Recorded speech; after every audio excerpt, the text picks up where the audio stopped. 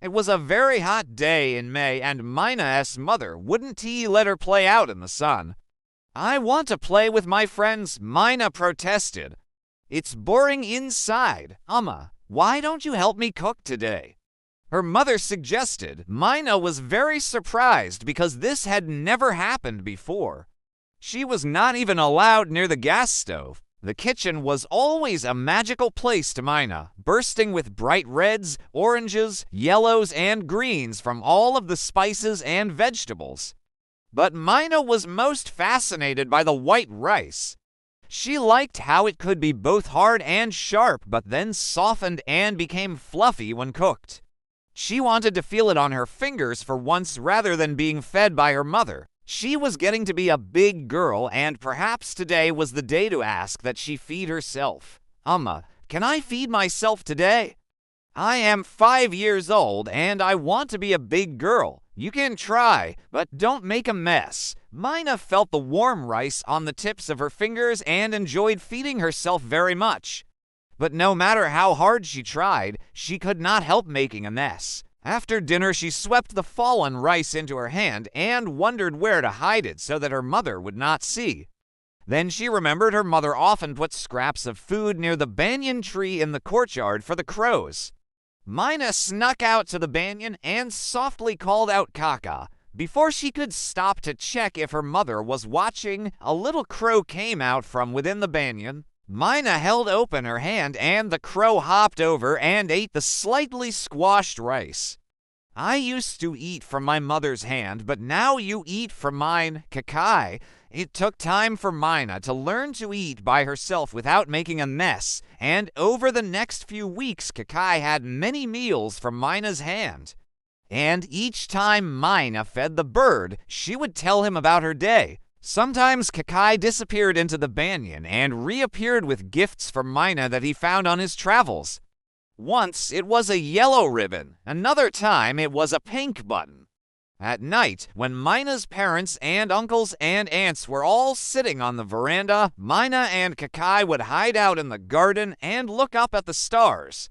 And it was on such a night that Kakai gave the little girl a shiny silver sequin that shimmered like a star in her hand. That was how life passed until Myna was 7. Then something changed in her village, and she wasn't allowed to play outside even when it wasn't hot or rainy. Everyone seemed uneasy, even scared, and one morning Myna and her classmates were sent home because their teacher had disappeared. The older ladies didn't stand on the corners talking loudly about other people anymore, and lots of Myna's aunties and uncles and cousins started to leave or talked about leaving to places like England and Canada and Germany.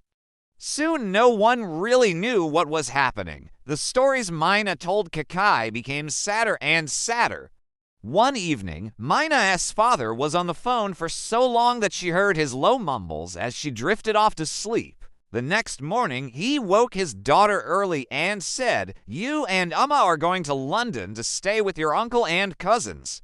You can teach them all how to speak better Tamil, and you can make lots of new friends." "What about you, Appa?" asked the young girl. "I'll stay here for a while," said her father. "You'll see. This will all work out for the best." The train to the airport was so full that people were hanging from the doors. More and more people squashed into spaces that were hardly there. Myna even saw one man asleep with his head resting on her father's back. Myna's heart was filled with something she had never felt before. She was sad that she didn't have the chance to say goodbye to Kakai and that she was leaving Sri Lanka. She looked out of the train window and saw monkeys, mist and temples, and beautiful forests in the distance. Then she fell asleep, caught up in the silken folds of her mother's sari, swaying to the rhythm of the train. She must have slept for ages because the next time she opened her eyes, she was in an airport, and her father was holding her tight and saying goodbye.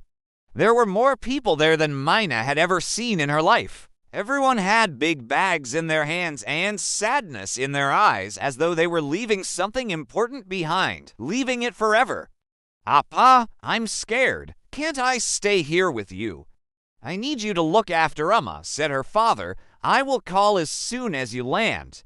You must be brave, my child. It was the longest flight Myna had ever been on, but she slept the whole time. When she eventually opened her eyes, she was in the arms of her London uncle.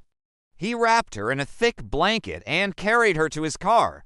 Myna's mother had to wear his coat because her teeth were chattering and her eyes were watering. That night, curled up in her blanket in a London uncle's house, Myna struggled to sleep. She thought that perhaps she wouldn't be able to sleep ever again. She could hear her mother and auntie talking in the kitchen below. She crept out of bed and opened her window, but when she looked up at the night sky, she could not see a single star. What a strange country! When she looked out into the garden, she saw a little plum tree bathed in the light from the kitchen. Myna cried as she quietly called out Kakai and wished for Kakai to appear as he had done from the banyan tree for so many years. Myna wrapped herself up in her blanket and crept out of the house towards the little tree. Suddenly, the branches shook and a black bird came swooping down and landed at her feet. "Don't be scared," said the bird in a sing-song Tamil that calmed Myna's heart. "I heard you calling. You are new here. You will need much thicker, fluffier feathers than those you are wearing if you are going to live here." Myna looked over her shoulder to check the house was still there. Yes, this was really happening. There was a Tamil talking crow in London. "What's wrong?" the crow asked, resting on a branch so that he could see her face. Myna wasn't able to stop her tears from falling. "I want to go home," she confessed. "I want to be under the night sky with the stars again. I never said goodbye to a friend there, a crow like you.